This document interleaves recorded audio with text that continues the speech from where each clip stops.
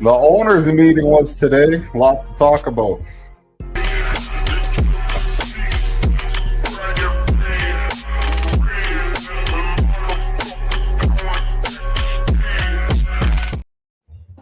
What's going on? It's Sit Time, Two Time here with Sal Beasy. What's happening? What's going on? Interesting day for some 49er news. The owners' meeting was today, as we know. And John Lynch had some interesting things to say on a couple of topics. Let's get right into that.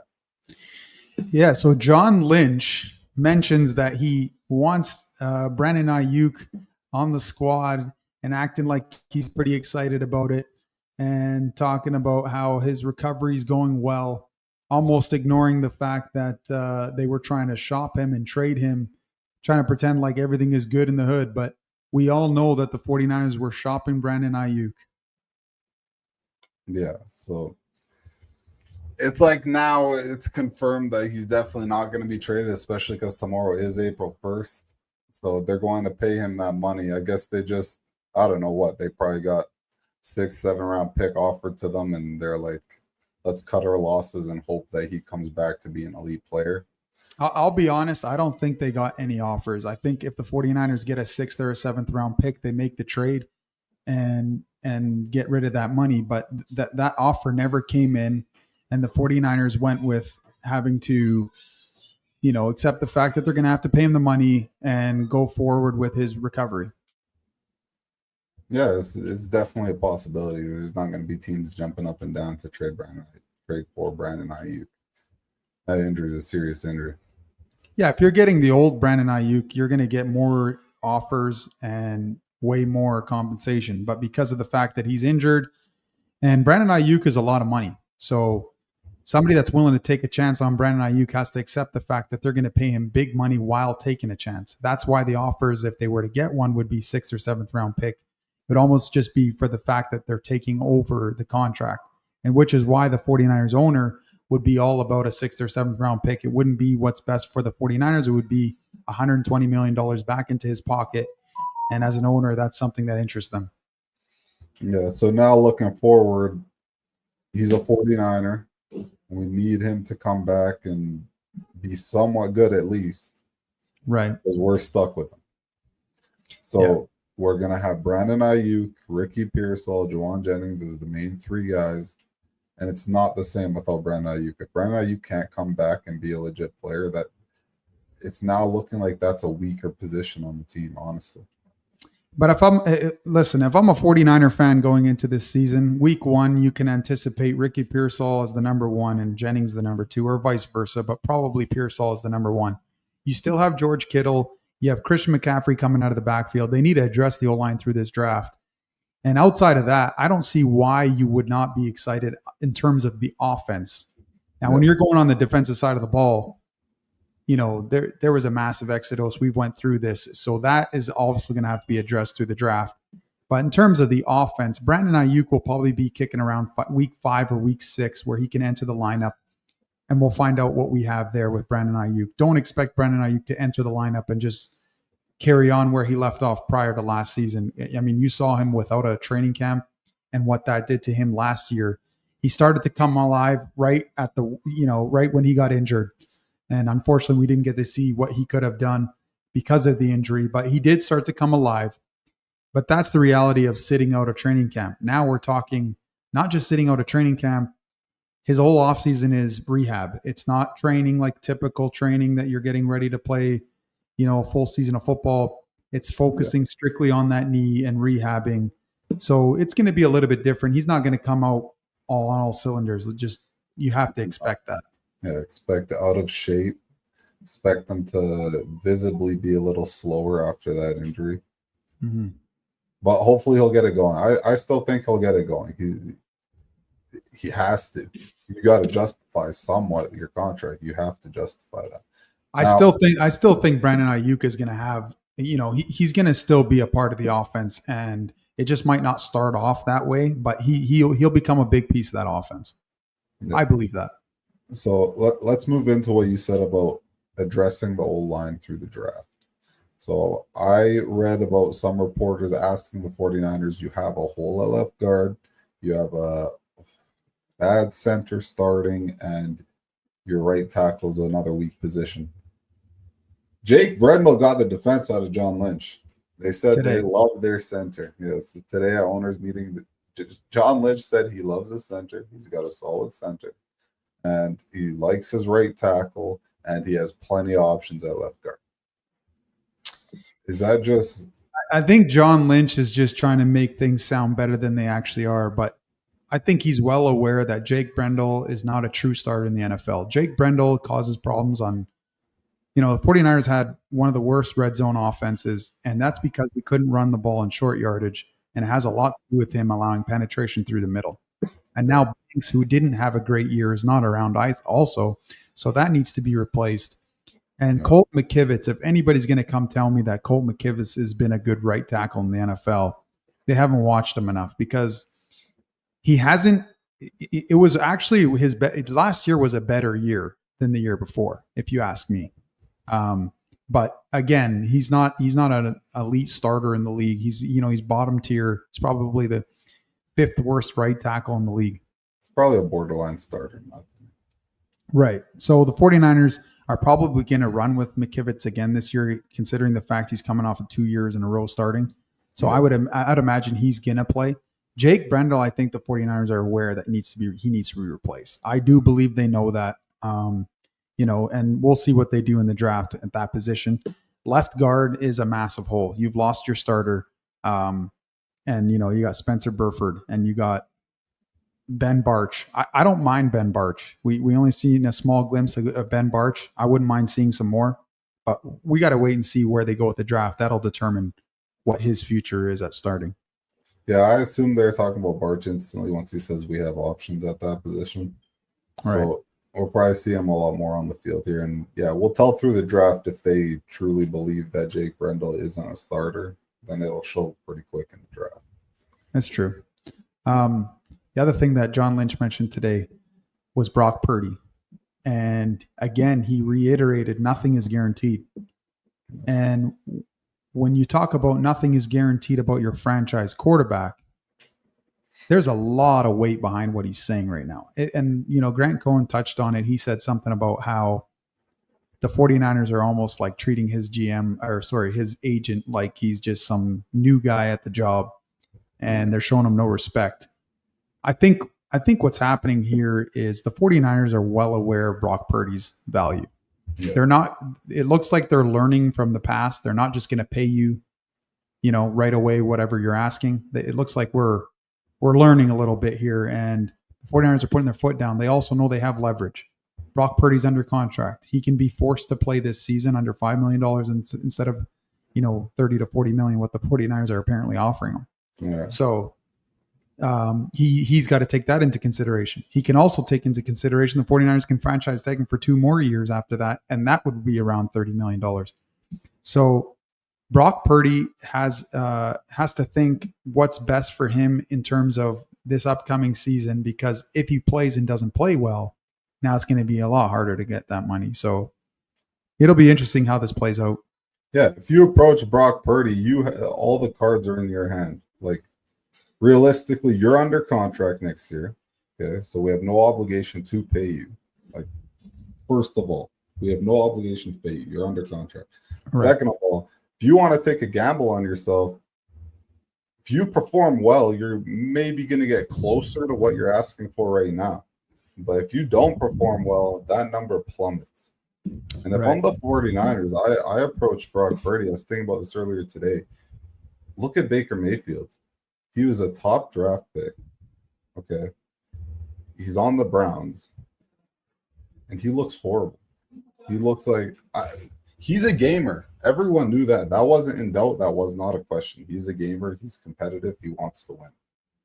But when you're on the Browns, you don't get to show that. Like Brock Purdy, we have this title of, well, he's a winner at the end of the day. I mean, yeah, but that's easy to say when you have Kyle Shanahan and a stacked roster around you. Now look at Baker Mayfield on a different team. Now he's a competitor. Now he's winning playoff games.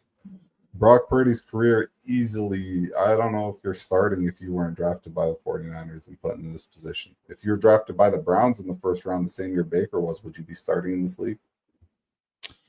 Well, it's a little bit different because Brock Purdy came into this league as a 7th-round pick with no pressure.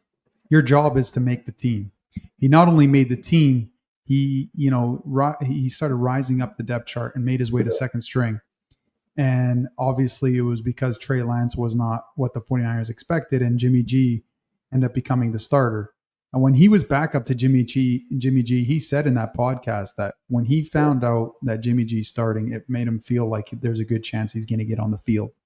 Now, what he meant by that was, I don't believe he's saying that Jimmy G's not a good quarterback at the time. I don't think that's what he was thinking. I think he was thinking that Jimmy G is going to get hurt because Jimmy G's gotten hurt so many times in his career. Yeah. And maybe he did feel that he was better than Jimmy. So he looked at it like there's a good possibility I'm going to end up on the field, and he did.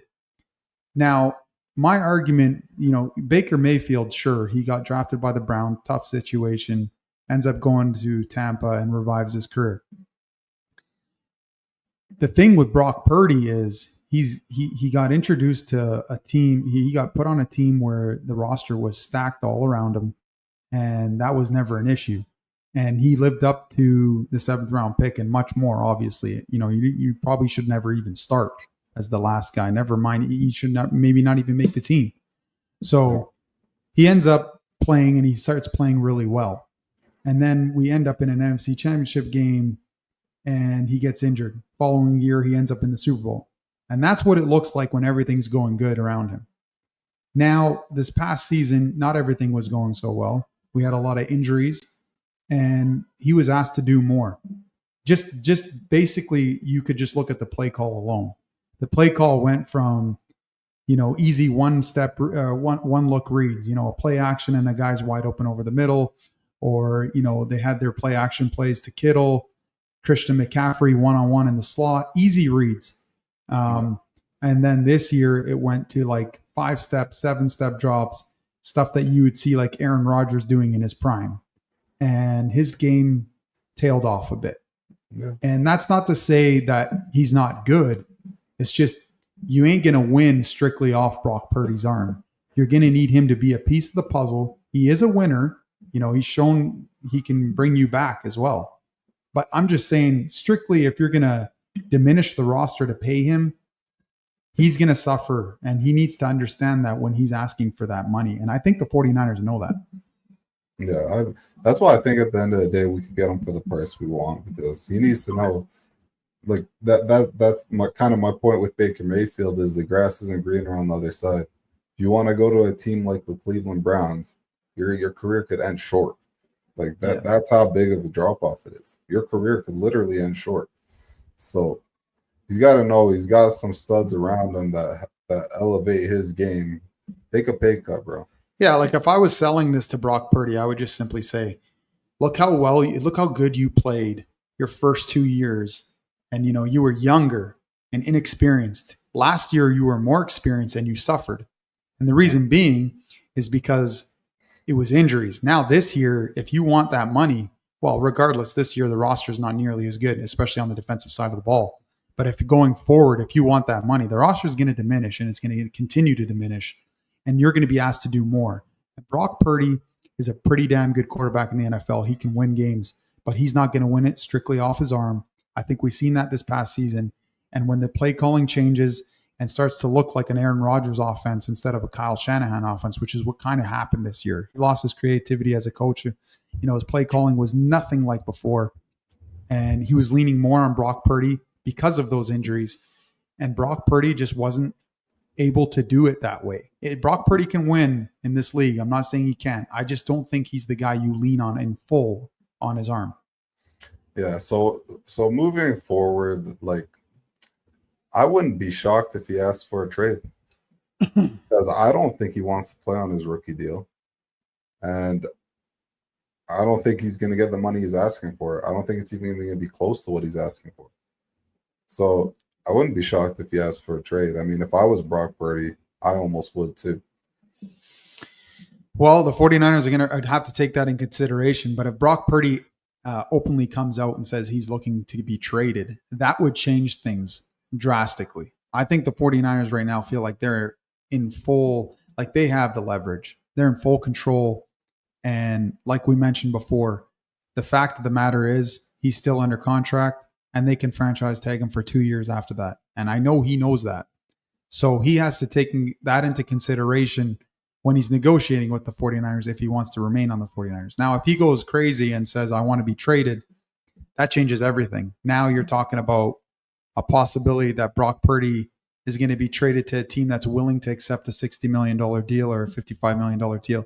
That's the other thing that he has to take in consideration. If the 49ers, who housed him for 3 years or 4 years or whatever it was, 3 years, are not willing to pay him that money, what are the chances of another squad wanting to pay him that money? I think they can. I think another squad would. Because the 49ers aren't like any other organization. The 49ers have been doing something specific for the last how many years, which is we have an average quarterback, but we're winning games. A lot of these other organizations don't even think about winning until they have that quarterback. Majority are still looking for that quarterback.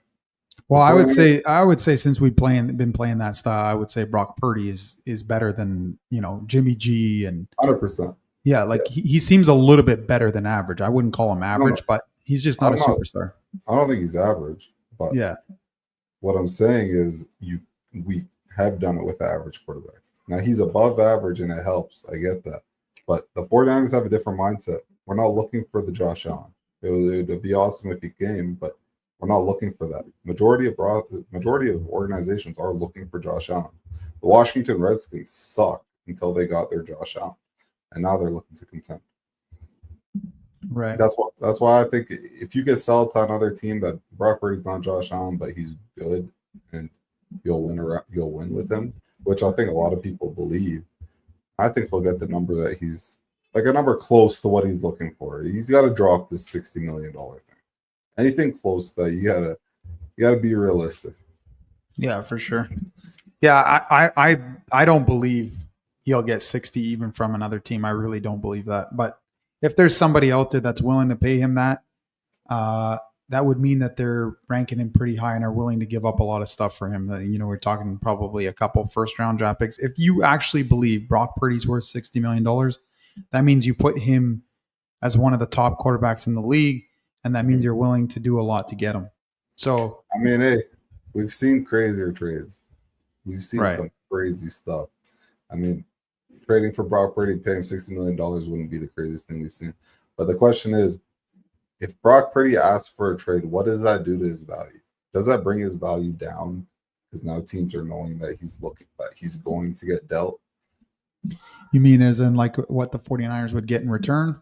Yeah. I would say no, because the way you got to look at it is if you actually believe Brock Purdy is, at the top of the spectrum and you're willing to pay him $60 million, that means you're going to go aggressive to get him if it's something that you need. So if you're the Cleveland Browns or the New York Giants, I know the Giants signed a quarterback for this season, Russell Wilson, but he's not the future. So if you're the Giants, the Browns, the Titans, the Jets, these, the Jets as well, they signed Justin, Fields, but I don't think that's their long-term answer. I don't think so. So, if you're one of those teams and you actually believe Brock Purdy is elite, then you're going to go aggressive to go get him. And, you're going to try to make your team have a quarterback that you feel is a franchise quarterback. So it just comes down to if a team is actually interested. After that, then they're going to come in full force. If they are willing to pay him 60, they're going to come in full force. Yeah, I guess that makes sense. Let's move on to the wildest thing about this whole owners meeting that I've heard. Dre Greenlaw is gone. He's not a 49er. It's not going to happen. Our hopes and dreams are shot. But when John Lynch talks about the situation today, he was saying that they were worried he couldn't stay healthy, and that was a big part. But all other reports indicate that they were pushing hard for him. I mean, Shani and him flew to his house in Houston. They ended up offering a bigger contract than Denver. It seems to me that this was just a huge screw up by the 49ers trying to bargain for a player that they can't bargain for. And now they're just trying to shove it under the rug. That's what it seems to me. Well, this is what I would say. If you're willing to pay Dre Greenlaw more than what he's being offered by Denver, why did you wait for Denver's offer? Like give him an offer similar to what Denver gave him right off the hop and get it done before the free agency. The 49ers, they've done this in the past. They just feel like, I don't even know why they feel like Santa Clara is the spot to be. Maybe it was when the roster was so stacked and everybody wanted to be a Niner to try to win because the Niners were doing so well. But that's gone now. And you don't have that element of recruiting players anymore. So you have a guy like Dre Greenlaw, who's a superstar linebacker. I don't know why you wait and why you would want another team throwing money at him and giving him something else to think about. Okay, I could disagree on the waiting thing. This is how I would have handled it. And I doubt this is how the 49ers handled it because we obviously didn't keep Dre Greenlaw. If me and Dre Greenlaw are sitting down and we're discussing numbers and we're at two separate ends, he thinks he's worth this, we think he's worth this, or want to pay him this, whatever the case was, I would tell Dre Greenlaw, bro, we love you. We're off on numbers a bit. Just go see what's out there. Go see what you're offered. But regardless of what it is, we want to keep you. So when he goes and gets that offer from Denver and you offer the same amount, then you keep him. If you spoke to him like that, I don't think they did. I think they handled it horribly. I think they were trying to bargain him from the beginning in maybe a disrespectful manner to where when he got that offer, even when the Niners offered more, he's like, no, screw you guys. You guys didn't want to pay me in the beginning. A guy like Dre Greenlaw, you don't do that with, regardless, is the way I see it. I don't think you bargain with him. I don't think you let him even shop because he's so important to that team and what they can do on defense. You just do whatever you can to keep him. I wouldn't even let him get to free agency. I really wouldn't. There's a lot of players that you let to get to free agency and you want to, maybe match or take your chances. He's one of those guys you don't take your chance on, if you ask me.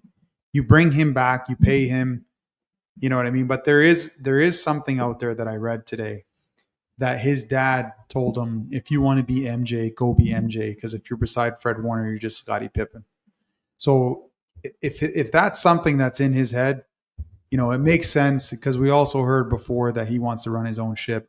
And the fact that his dad said that, it kind of tells you that, he wants to go be Michael Jordan of the linebacker position. And he's tired of being Scottie Pippen, and he will always be Scottie Pippen next to Fred Warner.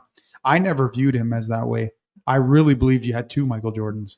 I didn't believe that any one of them was Scottie. And I never believed that Dre Greenlaw was, to me, it's like they're right next to each other. Yeah, I know for a fact you believe that because yesterday I remember you telling me vividly we might have someone better than Fred Warner. And I love Dre Greenlaw, but I was like, whoa, slow down. But it's true. He is nasty. He's that good. Right. Yeah, I've been a fan of Dre Greenlaw right away. The fact that there's not a lot of linebackers in the league, when they tackle you, they swallow you. Like they disappear. And the one hit that I'll always remember was against Detroit because we were at that game. And when he laid out Laporta over the middle, oh my God. And he even got hurt from the hit because it was such a massive hit. But that's Dre Greenlaw in a nutshell. He will destroy you if you're in his vicinity. So, to me, it's a 1-2. Like maybe you could argue Greenlaw's better than Fred. I know there's a lot of people that would call that, seem to think that that's crazy. But it really isn't. Dre Greenlaw is that damn good. Yeah, I don't know if not a lot of Niner fans that watch every game would call it crazy. But, okay, so I guess the dilemma with this whole situation, because you're saying you don't bargain a guy like that. You do whatever you can to keep him. But it's like that's what the Niners have been doing for so long. But there's specific players that you do that with, and there's specific players you don't. I agree. And the reason you could argue he's a player you don't is because of what John Lynch said. And we don't know if he's going to stay healthy. Like he has some bad injuries, but it's not only the past injuries. The way this guy plays is not safe for a human being. I agree. So I can see where the Niners are coming from, and I get your argument as well. So it's a hard situation. I agree with that, saying that you don't know for sure he's going to stay healthy. I agree 100%. But there's a cost to pay if you want a guy like that. And there's going to be a risk at any time he's going to get hurt because he's so physical. But that physicality is the same reason why teams are terrified of the 49ers. So you're losing that. Debo Samuel is another guy that, brought that element to the 49ers. Now, obviously, he wasn't the same, and it made sense to move on. But those are things that this team is going to have to find a way to get back to. You've lost that image per se that the 49ers are so physical. You're losing Debo, who plays more physical than any other receiver we've ever seen, really. And then Dre Greenlaw alongside Fred Warner, those two linebackers flashing out and just making plays everywhere and being real physical. The Niners have lost that. And how we're going to replace that is going to be interesting. I think it's somewhat in the players for sure, but we've talked about Salah's intensity. He's a huge role in that. Like when you have a guy jumping up and down like a psychopath on the sidelines, it just makes you want to go crazy on the field. So Salah's like the perfect D coordinator we needed for this year. Yeah, I agree. I mean, Robert Saleh he's an answer to a lot of our problems. We had a huge problem at defense coordinator last year. I know the players, out of respect, were shy to bring it up. Like Fred Warner, for example, he didn't want to pin it all on him because a lot of players were playing not up to standard per se. But outside of the players, the scheme was terrible. I mean, it was so predictable. We knew, as guys that watch the 49ers every single game, and watch them close, and we even watch film. You could pick apart what he's going to do. I can, predict what call's coming because of the situation. It's just I felt like the offense knew what we were going to be in as well as we did. So that makes it pretty easy calling plays against our defense. And it seemed like it was impossible to get off the field on third down, and that had a lot to do with it. Yeah, he brought no upside to this defense. Like he's the opposite of Robert Saleh. Like, we're talking about a robot on the sideline. We're talking about a guy who looks like he wasn't communicating with any of his players while his defense is getting destroyed on the field. So to be honest with you, our defense was very similar. The play calling was very similar to when we had Patrick Willis, Bauman, and then the D line of Alden Smith, Justin Smith, Ahmed Brooks, and Ray McDonald. You can get away with showing a 4-man front every single play when you have that defense. Yeah. But all we had was Nick Bosa. Leonard Floyd, a pretty good player, but that's not a guy that's going to cause problems every play for you. He's not a guy that's consistently going to win one-on-ones. Right. So, and that's the thing, though. Chipping Bosa and double teaming Bosa becomes real easy when you know which four are coming every single play. And you're showing the four. It's not even like, a disguised 4-man rush. It's literally these four are coming every single play. And you're relying on players. And you can rely on players when you have superstars throughout. But the D-line was nothing like it was in the past. And it struggled. And now it's even worse, the fact that we've gotten rid of some of the good ones. Like, I could understand getting rid of Hargraves, the money, and he was injured and whatever. But now they wanted to get younger, so they had to get rid of Leonard Floyd. And that one was strange because you thought Bosa was coming, but he didn't come after that release. And then they let go of the interior, Malik Collins. And it's just like we have no depth now. So the front seven's gotten much worse. You've lost Dre Greenlaw. You've lost a lot of the D-line. And there's a lot to address in this draft. Yeah, it's like if this draft wasn't big enough for them, they made it a massive draft because they said, okay, it's okay. We're going into the draft with a ton of holes.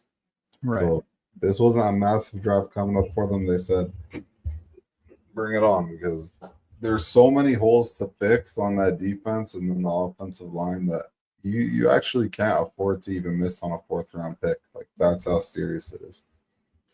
Yeah, I couldn't agree more. It's unfortunate. It's unfortunate that this crazy team that we've been watching for the last 6 years has dwindled down to like the defensive line looking like just Nick Bosa, and then you've lost Dre Greenlaw alongside Fred. Yeah. You've lost Traverse, where there's so many players out of the door. It sucks. Let's talk about another reason that it possibly could have been a down year. And I've heard players say it. I've heard analysts say it. And now we heard Brock Purdy say it in that interview. He said that the 49ers were just tired. They went to 3 straight playoff years, like runs. And he said that their energy was just low and they were just tired. Is that a legit thing? Like, you were a player at a high level. Is that a legit thing? Like, even after a full off season, does that come into the next year, like, sort of fatigue? I mean, the thing is, these guys are not college players; they're professional players, so they are older, right? So there's got to be some truth to it, especially when you got a guy like Brock Purdy bringing it up. I don't think these guys are in the business of making excuses. I think they're just telling you the truth. Now, you would like to believe these guys are getting paid so much money and they can rehab their bodies in the off season and come in full force year in, year out. But the reality is a lot of our star players were older as well. When you're talking about, George Kittle, Trent Williams, Debo Samuel's not really older, but he's 28 years old. And then Fred Warner's 28 as well. And you've heard this in basketball before as well. Same thing, that players say that you've done a lot of deep runs and you have an off year. And the best thing I could say to you is look at the Philadelphia Eagles of last year. They didn't have a good year, and they come back this year and win the Super Bowl. And prior to that, they were in the Super Bowl. So it is something that could happen.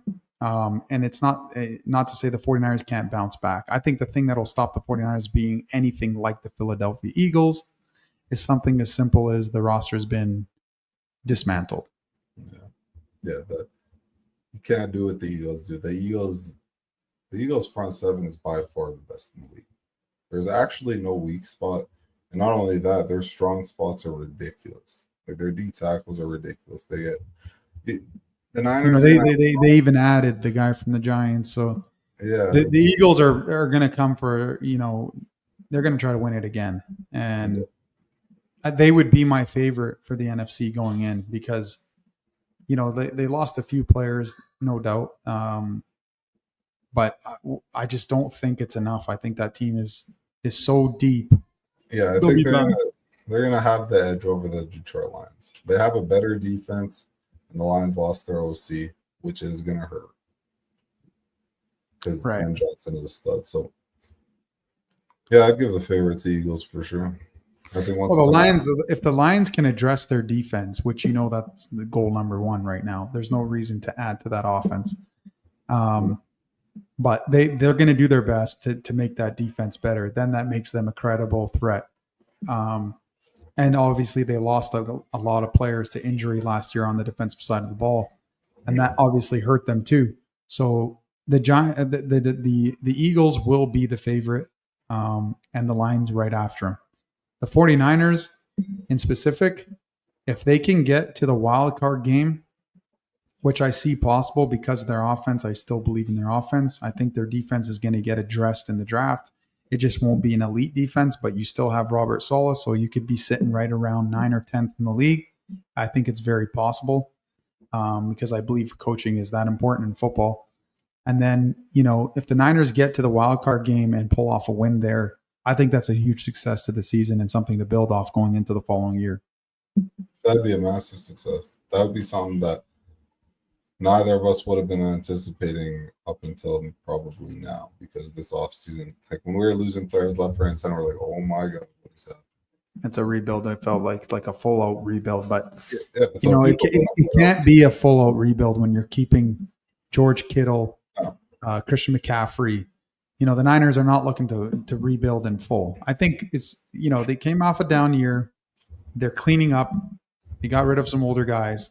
They're planning to address that in the draft. They still have core guys on this team that are, elite players. On the defense, you got Nick Bosa, you got Fred Warner. Those are big names in this league, and they're still on this team. And then on the offensive side of the ball, you still have Brock Purdy, Christian McCaffrey, Kittle, and then Pearsall's an up-and-comer that I really, really believe Pearsall's going to have a big year for the Niners. And then you have Juwan Jennings.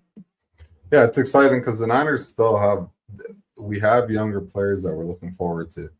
So we could see a couple of them, not just Ricky Pearsall. We both believe Ricky Pearsall is going to take that leap, but we could see a couple of them. And a couple of them plus a solid draft might just be enough to make a playoff run. Is it enough to go win a Super Bowl? No, probably not. But like you said, if you win one wild card game, that's a successful season. Yeah, like I really believe they can do it because of the schedule. Now, whether or not they win the wild card game is the question mark for me. But I really believe they can get to a wild card game because the schedule's in their favor. And so, they get to a wild card game and they get a win there. Now you're in the divisional round. You're probably playing, Detroit or Philly, and that's where you probably end your season. But it's a successful year if you look at how many players we lost and being able to get that far. Yeah, it just sucks that it doesn't feel like, oh man, if we get into the playoffs, we're going on a run. Watch out for the 49ers. We're winning the Super Bowl. Now it's like, okay, we might win a game. We might win 2. That would be crazy. And that's losses like Debo and Greenlaw. For sure. But like, if you pay attention to 2021 year, the Niners, they end up in the wild card game. They upset the Dallas Cowboys, and then they upset the Green Bay Packers. And what was about that team that was able to do that? Jimmy G was the quarterback, so we're not extremely excited over the quarterback, but the defense was so elite. And when you have an elite defense, anything is possible in this league. Mm-hmm. And I just don't feel like the 49ers will have an elite defense. I'm more excited about their offense going into this season. So if the 49ers can put together a decent roster on the defense through the draft and make these guys come in and play well, which there's no better coach than Robert Saleh to do it. That's why I estimate them to be around 9 or 10. But to expect them to be in the top 5 is a little bit of a reach. Yeah, there's just not enough experience on the field for that. Yeah, 100%. Simple as that. Did we miss anything out of the owners' meeting? No, I think that was it. Well, they did ask him, why did you bring back Kyle Juszczyk? No, wait, what did he say? Yeah, so he said that his experience is important and leadership and the fact that he's been so good for the last 5-6 years and he hasn't tailed off. That was the reason go in the first place. Well, I think that was strictly about money, to be honest. I think the 49ers were trying to get I think they tried to restructure or have him take a pay cut, and he was unwilling to do so. And then they cut him, and he's able to get more money in Pittsburgh, and ultimately he decides he wants to stay on the San Francisco 49ers, and he wants to stay in the Bay Area. And he takes the pay cut and signs with the 49ers. So the 49ers won that negotiation, you could say. I guess it's a smart thing if you want to secretly keep him, but you want to get him cheaper because he'd love to be in San Francisco. Just cut him. He'll come back for a smaller number. It's not something you see happen a lot in the NFL. You don't really see a guy get cut and 3-4 days later get signed in the NFL. That's a CFL thing. Yeah. But in the NFL, you don't see that very much. Yeah, so if they knew that he's dying to stay in San Francisco, it's a smart thing to do. Got the same player, a little cheaper. Yeah, I think the 49ers did themselves a favor and save some money there, and maybe have a guy that's a little bit bitter, you could say, but I think they did their job.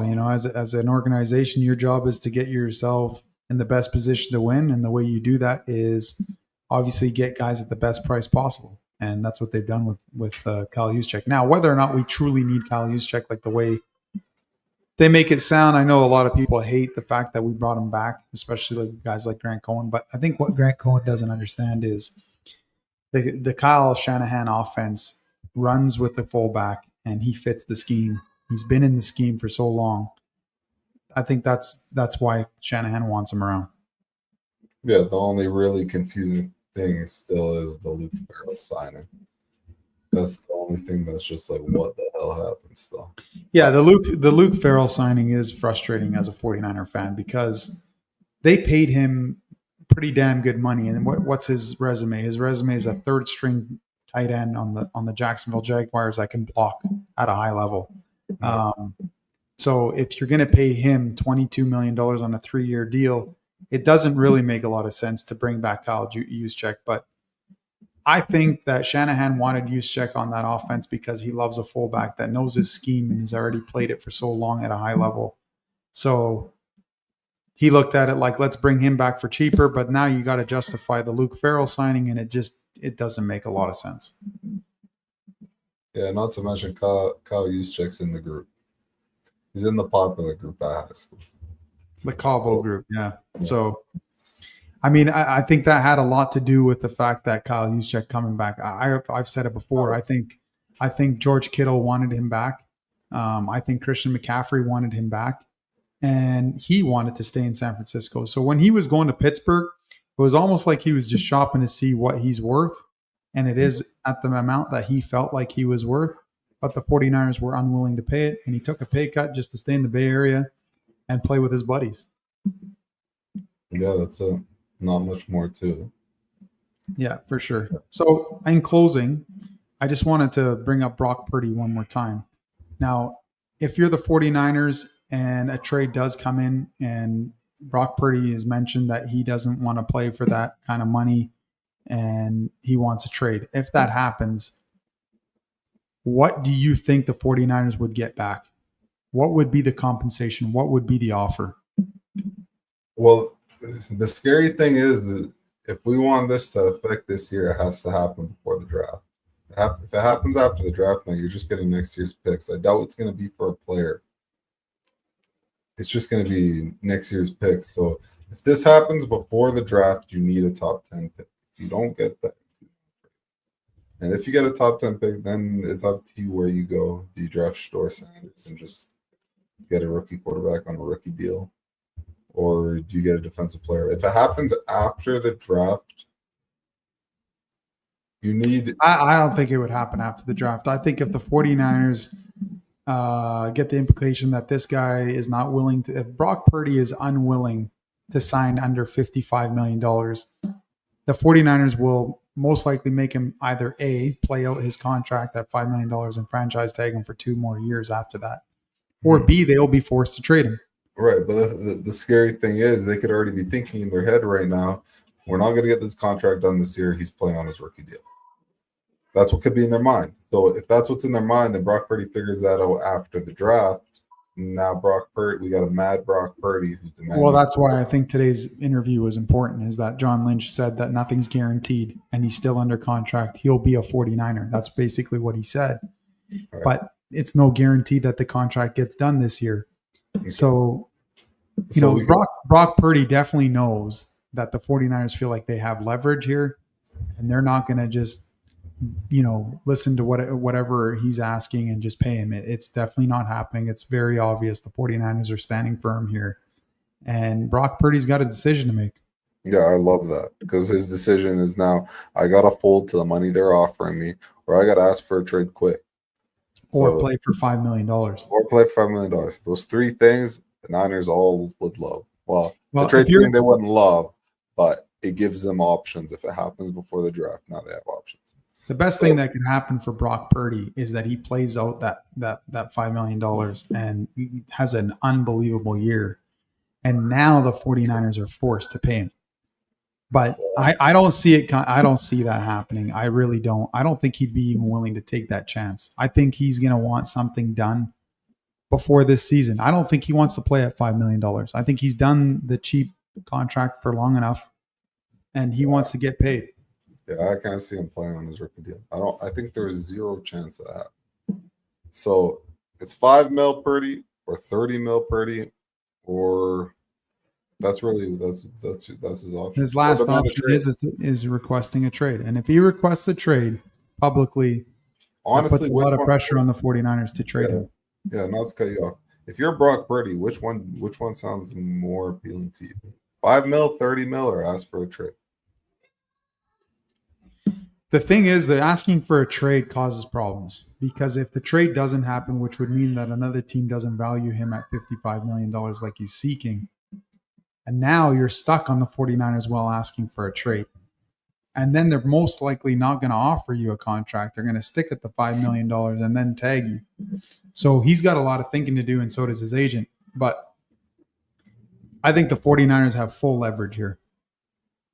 Yeah, 100%. Because now the other situation that you could get yourself in that I just thought about is Brock Purdy requests a trade and there's not a team willing to trade for him and give him that $55 million, say. Now they're stuck with Brock Purdy.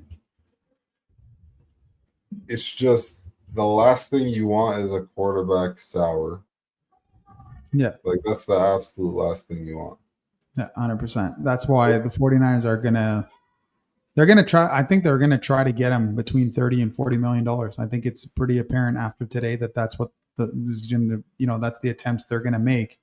And it's going to come down to Brock Purdy and his agent what happens, whether or not the 49ers force him to play out his contract and get $5 million, or if he's crazy enough to demand a trade, and then the 49ers got to find out if the league has him valued at $55 million. And if there is somebody out there willing to pay him $55 million, it means they're willing to give up a first round draft pick for him or maybe more.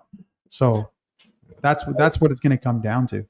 I think Brock Purdy's doing himself a huge disservice in having a rookie, a rookie agent, because if you want to get in that top tier of being an agent, when you have a quarterback like Brock Purdy, you have to give him top tier money.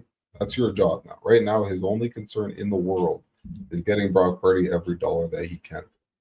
Yeah, it's very important for his career as an agent, because if he can't get Brock Purdy paid, there's going to be a lot of guys unwilling to sign with him. Right. If you couldn't get Brock Purdy paid, how do I know you can get me paid?